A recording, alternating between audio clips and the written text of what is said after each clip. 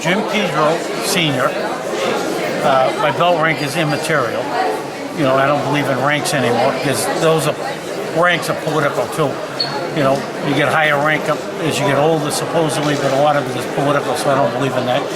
And I've been doing judo since 1964, and I've been coaching since 1972. How has judo evolved, and I know this is a big question, but how has it evolved since you started first throwing people on the tatamis? When I first started judo, there was no such thing as gripping. And it was because Japanese were a big influence in the United States in judo from California on. And we had mostly, we went through periods of time, it was mostly Japanese, then we had Koreans in there, and everything was, had to be a technical Kodokan judo, which in one way it was good because when I started, we had to take exams for all our rank plus competition. So I learned all the terminology, which the kids nowadays, the judokas now, they don't know hardly any of the terminology, which is probably, when I look back at all the studying I did for rank and everything, it helped me in coaching. And I say words like Takui Waza to them, and they had no idea what it was. Morocco Waza, they don't know the names of most of the throws.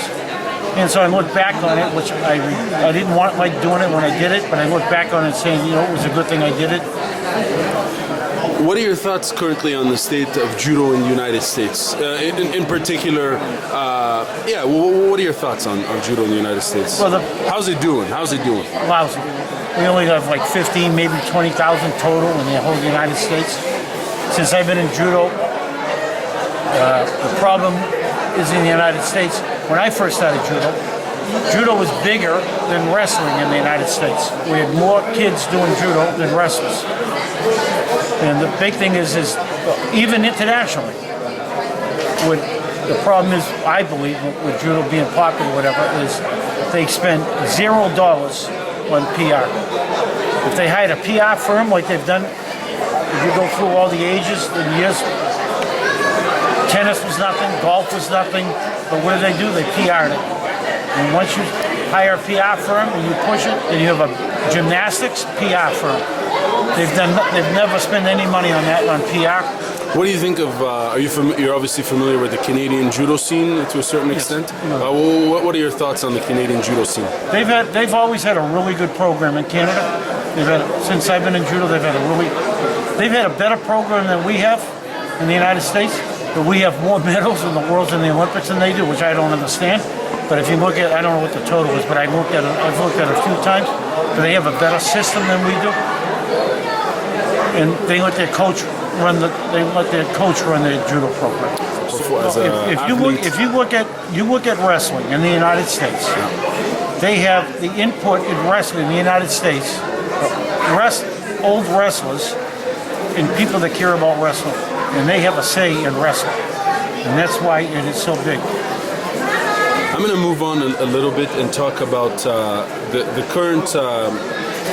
Ronda Rousey is obviously very popular in the United States, and her transition into mixed martial arts has, some would say, popularized the sport of judo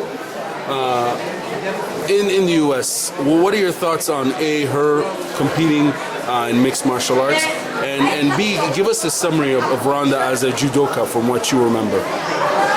Well, transition into the UFC, or I think it's UFC she's in now, from judo. I mean, it's like, I would think like, for women, these women that are in the UFC have no experience. So they're going into a sport where she's got like thousands of matches since she was a little kid. And they have virtually no matches in the UFC or combat sports. They do boxing a little bit.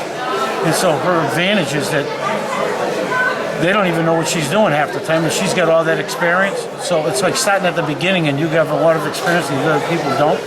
Plus, she was an unbelievable judo player when she was competing. I mean, she was my student when she was 16 years of age, and took a bronze medal in the Olympics, silver medal in the Worlds. Should have placed the first Olympics, but she got a bad call. Well, she would have had 2 medals in the Olympics, and she's far and above, way above all those women in the UFC. And her biggest thing is that it's the judo background, because judo we do a lot of mat work.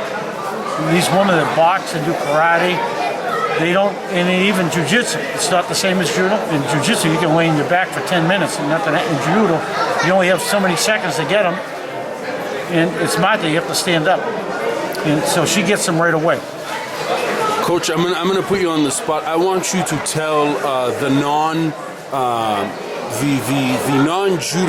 or the idiots out there who don't know the real value of this sport. I want you to tell them what the benefit of training judo is, recreationally or for getting into shape or for competition. Well, I'll tell you, I'll just go by my personal experience. Sure. I was a skinny kid in high school, tried out for football for 4 years, sat on the bench, dressed for one game, because the coach picked you to play. After high school, I started judo at 19. Nobody picked you to play. You can lose every match the rest of your life, and you can compete every day, because the coach doesn't pick you. So what I did is I started competing in judo, and I trained, and then I got better and I got better. If that had happened usually in high school, you have to know how to play football, how to do that sport. The coach, they don't pay any attention to. But in a sport like judo, you can learn winning and losing.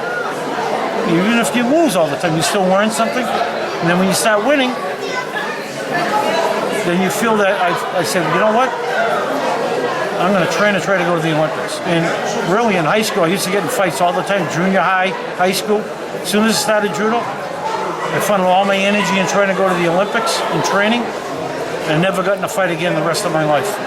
I came close a million times because I got a really bad temper, but I control it now because of judo.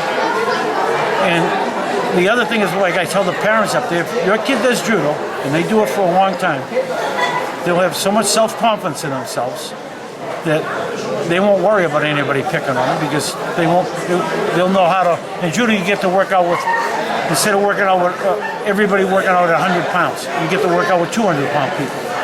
And you learn that all of a sudden you're throwing some of the 200-pound people, you're beating some of the 200-pound people. So you're not afraid of people being bigger than you. So mentally it helps you that you realize that it doesn't matter how big the guy is, that you can handle yourself and self-confidence. And I used to have, when I started my club in '72, I used to have these kids who were, I don't know what the correct terminology, because I usually use the wrong terminology and they laugh. But let's say kids. Go ahead. Use the wrong. Kids are handicapped mentally, physically, and I would guarantee those kids that if they competed every tournament, they would beat somebody. Because eventually, you always find somebody that is worse than you, and those kids would beat somebody. One or two or three times, they would win somebody, and the confidence they got by beating somebody and being in their state was help them. I'll tell you an example is. I don't know if they know him, but we have this great baseball player from the Red Sox, Dwight Evans. Now, I don't know what it was, but his kid had a problem, and that kid did judo with me, won matches, and that kid is a working adult now. You know, he didn't stay with me forever, but we helped him a little bit. And his father was so appreciative. He still talks to me, and it's like, you know, and he's a big star in pro sports, and he appreciates, you know, what we did for his kid the time that he was there, and it helps those kids. Did you know Allen Coage? Yes, I know Allen. What do you remember of him as a judoka? I remember he was one big son of a bee. He was one big guy. One big guy. Did you train? Did you coach yes, him? actually, I was with. I didn't. I was on a team with him in 1974, I believe. We went to Europe. We toured Europe for a month, and he was on my team. He was the captain of the team. I toured with him then. And what can you say about him as far as stylistically on the mat? What kind of player, judo? It's funny. He went to Japan one year. Was this for pro wrestling or? No. He went to Japan for training. Yeah. And he was like, I don't know, let's say 250, 260. When he came back, it was like 190. And then he ended up losing a match at the Nationals because it was so. And then he went back up to being a heavyweight, which he should have been. And then he was really a good judo player. Really a good judo player. Did you know him afterwards? After leaving? He didn't have. He went into pro wrestling, so he had very little to do with judo. Right. That's another big problem we have is like I learned a long time ago, is that if the sport gives you so much, then you should try to give back to the sport. We have so many athletes that just take and they don't give.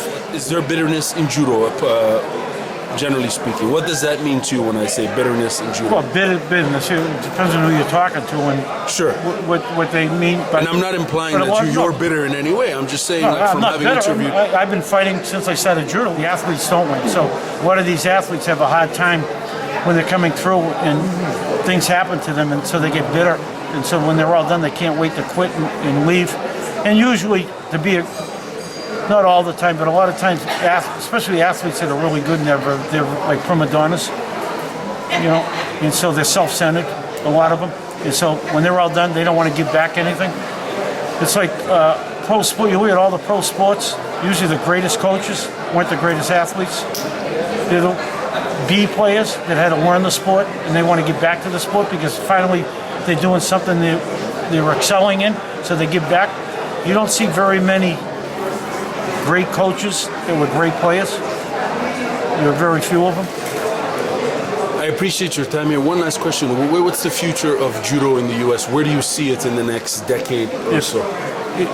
In your opinion, what? Right now in the United States, in a couple of years, internationally, I don't think we're going to be very strong unless we change what's going on.